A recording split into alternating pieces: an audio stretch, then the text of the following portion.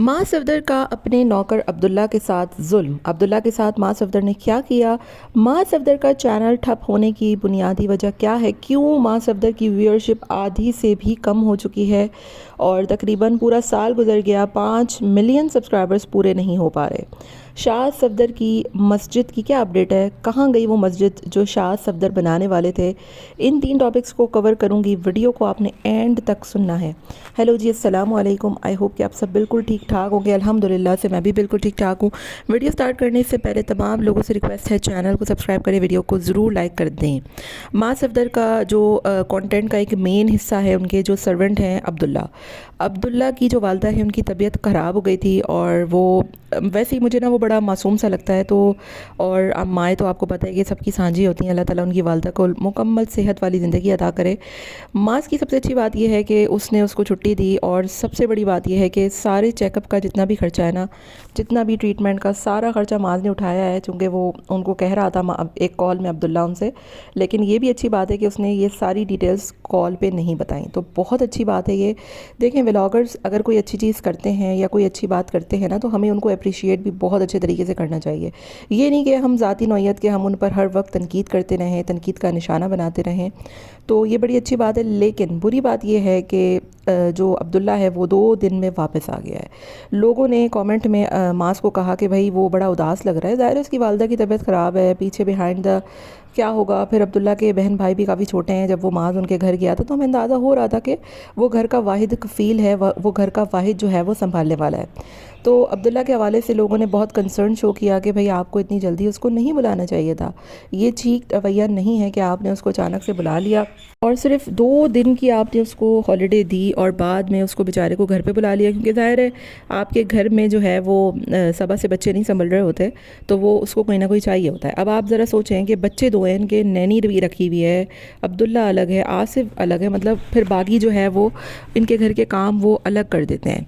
अच्छा, बागी से मुझे याद आया कि मैं परसों इनकी एक वीडियो देख रही थी जिसमें बागी खाना खा रहा था और बागी बेचारा खाना खाते हुए इतना परेशान हुआ कि आपके घर में खाने को बनता क्या है, ना लोबिया बनता है, ना सब्ज़ी बनती है, पता नहीं आप लोग कैसे खाना खाते हो।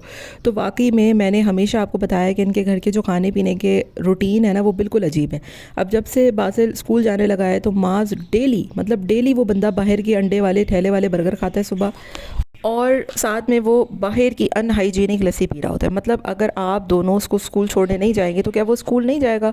एक तो मुझे समझ में नहीं आती कि इतना पूरा जुलूस लेकर स्कूल छोड़ने कौन जाता है।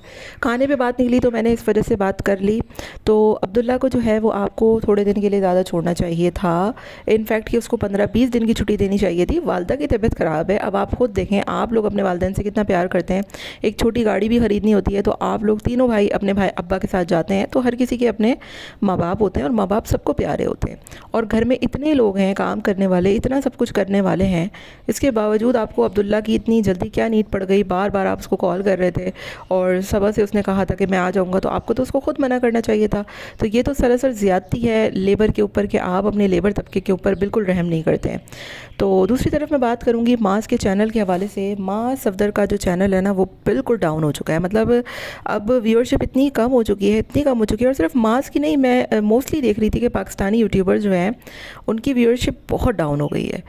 बाहर के मैं अब इंडिया के यूट्यूब चैनल्स में सर्च कर रही थी, यूट्यूब चैनल्स में 2-3 दिन से देख रही हूँ, तो मैं हैरान हो गई हूँ कि मतलब आप सौरभ जोशी को देखें, उस बंदे के 5-6 मिलियन आराम से आते हैं डेली के, फिर 40 मिलियन उसके सब्सक्राइबर्स हैं।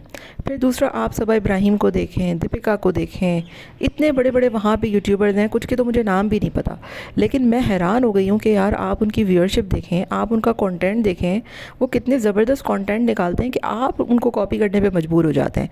अभी 1 घंटे का जो इन दोनों भाइयों ने व्लॉग किया है, पहले शाज ने किया फिर इसने, ये सौरभ जोशी की थिंकिंग थी, उसका इरादा था वो। हालांकि वो बच्चा बंदा जो भी है सौरभ जोशी, वो बहुत छोटे छोटे व्लॉग्स बनाता है, लेकिन उसका एक टैलेंट था।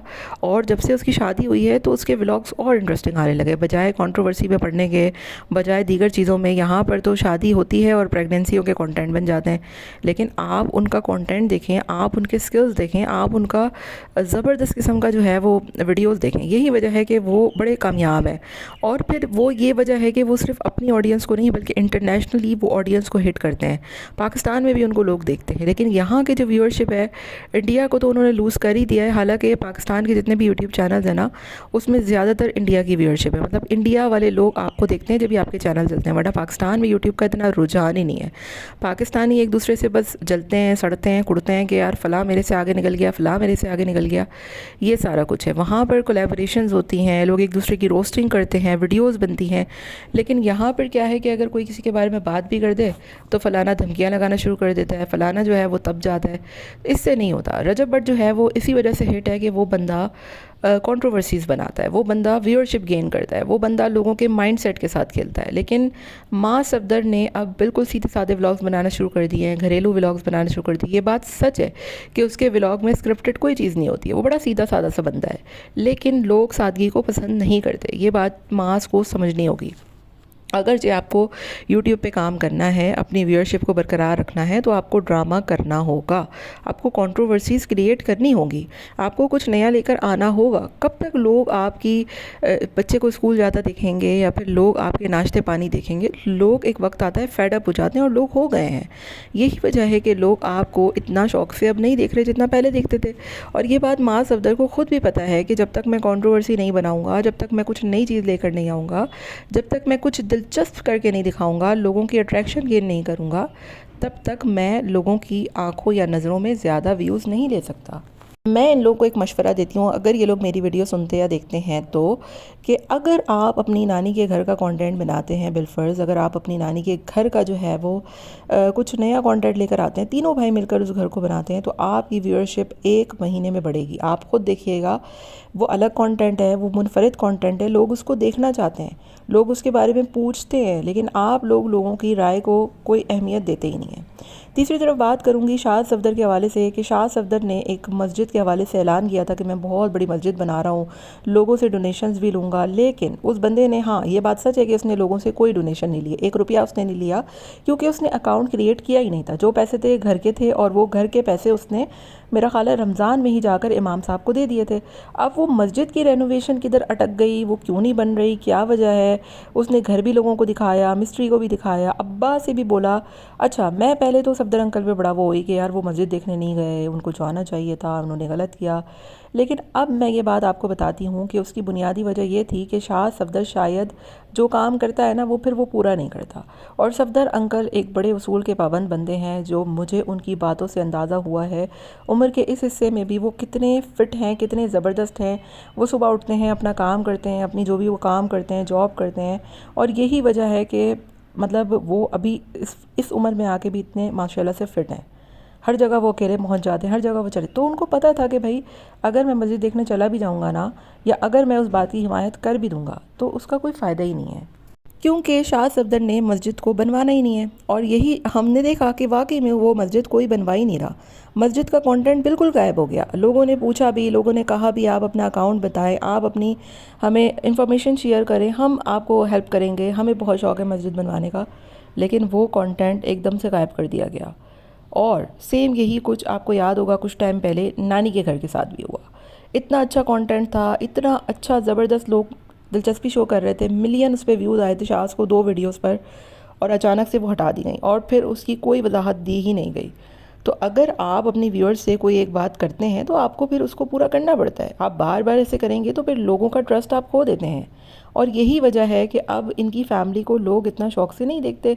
लोगों ने ट्रस्ट लूज़ कर दिया है, लोग इस बात को पसंद नहीं कर रहे, लोग इस बात पे ज़्यादा नहीं फोकस कर पाते कि भाई आप एक बंदे से कोई बात कर रहे हो, उसके बाद आप उसको डिनाई कर देते हो। अगर आपको चाहिए आपकी व्यूअरशिप बरकरार रहे, लोग आपको उसी तरीके से प्यार करें जैसे पहले करते थे, लोग आपको उसी दिलचस्पी के साथ वॉच करें, आपके उसी तरीके से व्यूअरशिप आए, आपके उसी तरीके से व्यूज़ आएँ, लोग आपको प्यार से देखें, लाइक करें, पसंद करें, तो आपको चाहिए कि कुछ नया लेकर आएँ।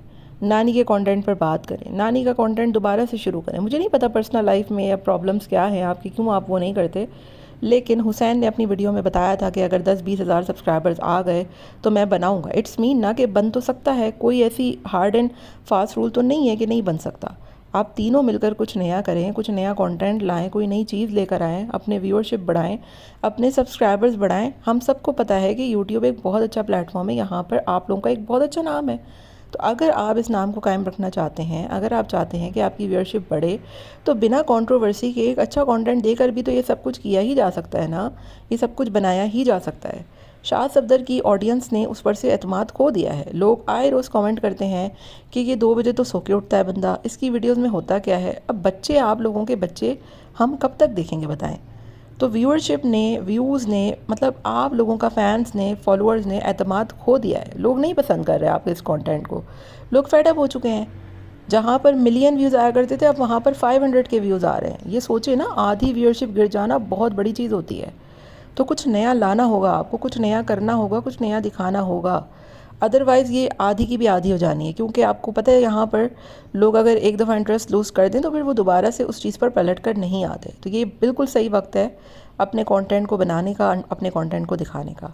बाकी आपका क्या ख्याल है माँ सफदर को? अगर आप कोई एडवाइस देना चाहते हैं तो इस वीडियो के नीचे कमेंट ज़रूर करिएगा। अगर नानी का घर बंदा देखना चाहते हैं तो भी कमेंट करिएगा। वीडियो पसंद आई हो तो लाइक कर दीजिएगा, चैनल को भी सब्सक्राइब कर दीजिएगा। Till then take care, tata bye bye, अल्लाह हाफ़िज़।